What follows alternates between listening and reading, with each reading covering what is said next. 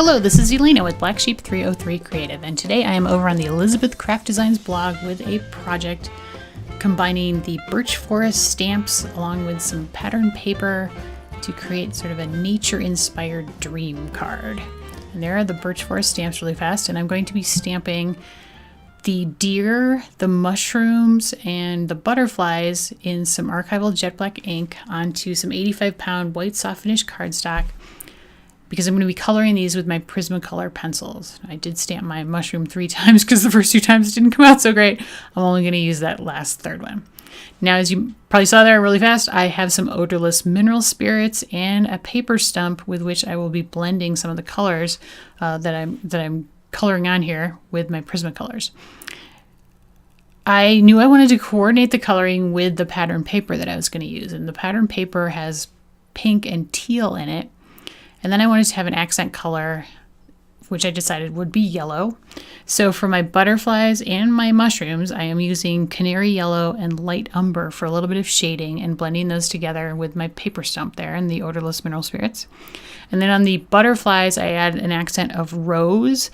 And on the mushrooms, I'm going to add some parrot green, which is kind of a tealy green, onto the spots to coordinate them with the paper. Now my deer is just going to be regular old deer color, so I used brown, which consisted of burnt ochre and then light umber. And I'm kind of starting off with a light touch here, and I will add several layers to finally get him to like the depth of color that I wanted to have. And that's quite a bit of brown. So he does get a little bit dark around his spots and his eye. So I do come back with a white glaze pen and go over his spots. And then I also go kind of accent his eye with a black glaze pen to kind of highlight that, since it gets kind of lost in the dark browns. And then I will add some glaze pen to his nose after I have also colored it with the noir pencil, and his hooves will be noir also right there. And I'm going to die cut these out with the matching dies for use on the completed card.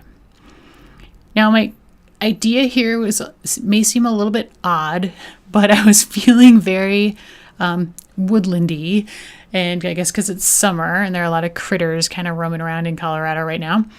And when I saw the Butterfly Dreams papers, I thought, wouldn't it be cool to kind of use the butterflies to sort of abstractly represent dreams on this card, if you will.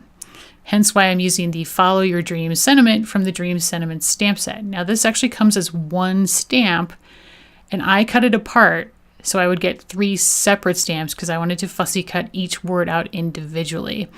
It's a great thing to do it gives you flexibility with your stamps, and you can always fit them back together. So don't freak out, and I encourage you to try it. Now ignore that sentiment I have there on the right because I didn't wind up using it. But here's my A2 size card base, and then this is the pattern paper that was kind of the inspiration, and it came from this paper pack. It's Moda Scrap 6x6 Butterfly Dreams. And then here is the another piece of 85-pound white soft finish cardstock that I embossed using the berry branch embossing folder to kind of stick with my woodlandy theme. And I have a little bit of green polka dot paper that I cut from the Thinking About Rio de Janeiro 12x12 paper pack to create that little hill. And then I'm going to tear this berry branch paper. So I marked the top that I'm going to cut just a little bit. And then I marked about 2/3 of the way down from there, just so I would know where to stop tearing. And then I'm going to fold the flaps back diagonally from the end of the tear to the corners to create this sort of raggedy edge that, in a very sort of abstract kind of way, is, to me, sort of representing, I don't know, your imagination or your dreams, and how they're much more colorful and more lively often than sort of your everyday experience, which I guess in this instance would be represented by the embossed white paper.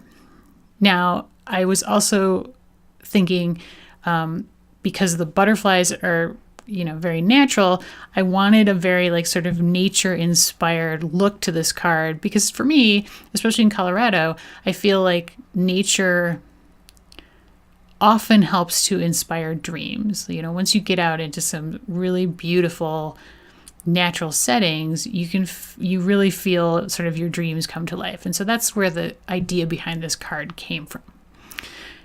But at the same time, it's sort of surreal and unrealistic, hence the like polka dot hill and sort of the butterfly cards and, you know, the ripped edge between the white and the colorful pattern paper. But hopefully you get where I was going with this. I realize it's a little bit, I'm probably thinking about this way too much, but I just wanted to explain my thinking for this. Now I did take some spun sugar distress ink and add it to the very edge of the torn paper to again add some coordinating color with the patterned butterfly paper. And I have it here at this point adhered down the deer and the mushroom, as well as the hillside. And I did also add a little bit of shading under the deer and the mushroom to ground them on that hill with my Spectrum Noir IG2 marker. So now I have bumped up my greeting with some foam tape. So all three words have foam tape behind it. And then I'm going to scatter the two yellow butterflies in between so that they kind of represent dreams as well, but they kind of stand out nicely from the background. And I did fold up their wings for a little bit of added dimension. And I think in the end, even though this card maybe seems a little different, I did think that you do get the sort of woodlandy natural feel that I was going for, and hopefully that dreamy quality that comes along with being in nature.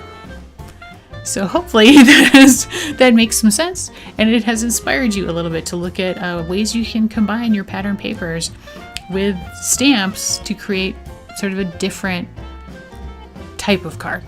But I appreciate you watching. Thanks so much. As always, there are supplies linked in the video description and over on the Elizabeth Craft Designs blog. Here are 2 more projects that I have done for Elizabeth Craft Designs in the past. And if you liked the video, I'd love it if you give me a thumbs up. And if you haven't subscribed to my channel yet, I would also love it if you would subscribe. You can also find more from me on my blog, blacksheep303.com, or on Instagram at blacksheep303. Thanks!